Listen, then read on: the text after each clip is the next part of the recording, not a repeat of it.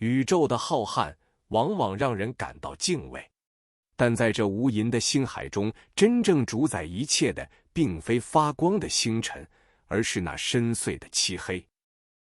现代天体物理学揭示了一个令人震惊的现象：我们的宇宙正在膨胀，而且正在以不断加速的速率膨胀。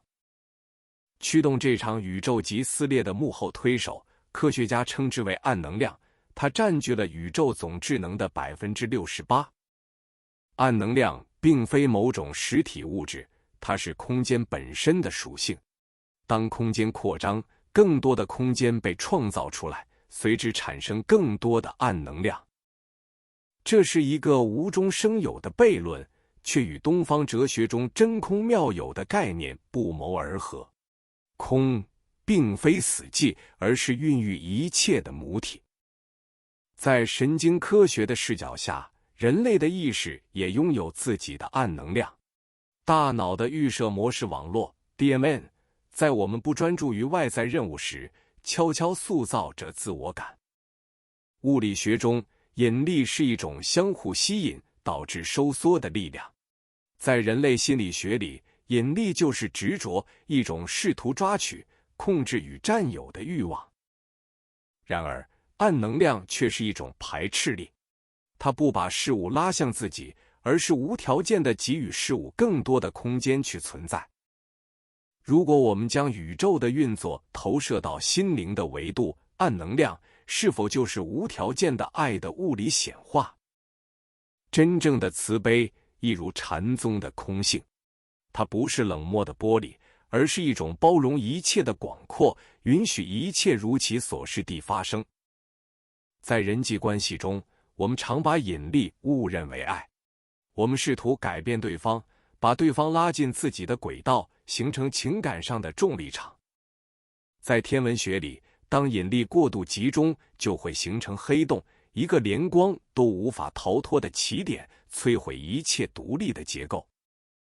在心理学里，这种极端的引力被称为共生与纠缠。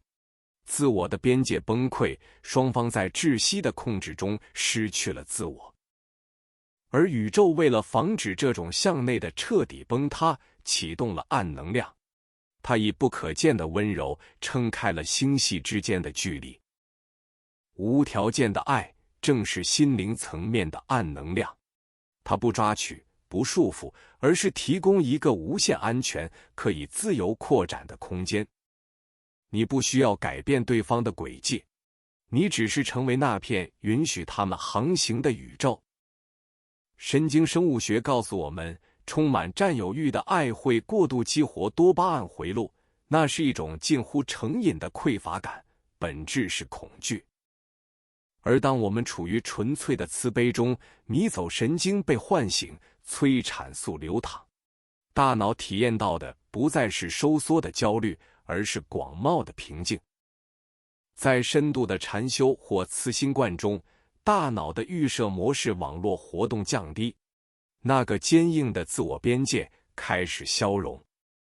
意识的扩张如同宇宙度规张量的膨胀，我们不再是一座孤岛，而是承载万物的虚空。量子场论告诉我们，绝对的真空并不存在。所谓的空，其实沸腾着量子涨落与零点能量。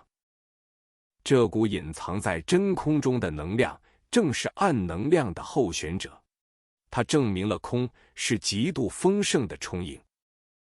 老子在《道德经》中言：“山之以为器，当其无。有器之用，器具的价值恰恰在于它中空的部分。”在心理治疗中，最高阶的疗愈并非给予建议，而是持守空间 （holding space）。我们常常恐惧距离，大脑的依附系统将空间误解为分离、孤立与被遗弃。但宇宙学告诉我们，尽管星系因为空间的膨胀而远离，但时空的支离本身从未断裂。慈悲就是认出我们之间的空间不是深渊，而是连接彼此的量子介质。它是道家的无极，没有极限，没有极性的绝对空无，却因此生出了太极与万物。当心灵遭遇创伤，它会向内急剧收缩、打结。要解开创伤，不能用强迫的外力去拉扯，唯有注入如同暗能量般的无条件接纳，让紧缩的自我获得呼吸的空间，疗愈才会自然发生。为什么宇宙的膨胀是在加速的？为什么它不会在某个时刻停止或减速？因为一旦移除了小我 ego 的摩擦力与执着的引力，爱的本质就是指数级的扩张。一个摆脱了创伤重力与未来焦虑的心灵，会进入一种永恒的、不断加速的觉知状态。爱因斯坦在广义相对论中引入了宇宙学常数 lambda 代表了真空的能量。你同样拥有一个心理学上的 lambda。当所有认知任务停止时，那种纯粹本然的基线觉知，这在大圆满法中被称为明觉 Ripa， 在禅宗里被称为本来面目。这是一种不求回报的爱，它无求于万物，却在无形中托举、滋养着万物。正如暗能量隐形不可见，只能透过星系的远离来被感知，无条件的爱也是无形的，只能在灵魂的绽放中被见证。它防止了心灵在神经质的自我迷恋中走向大挤压 Big Crunch 的毁灭。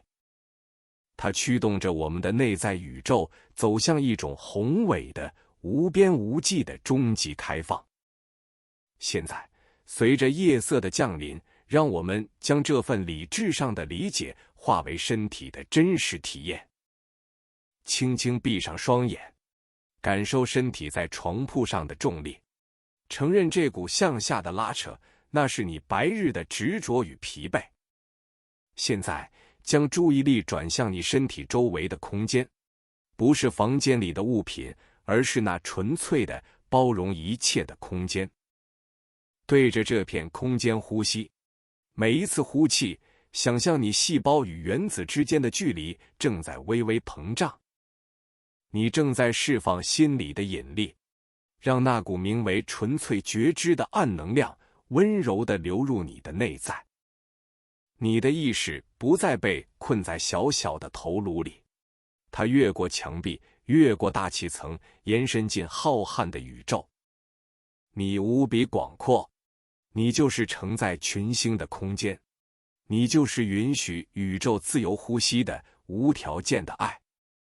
不再需要抓取任何事物，让宇宙继续膨胀，让自己融化在这温柔、加速扩展的虚空怀抱中。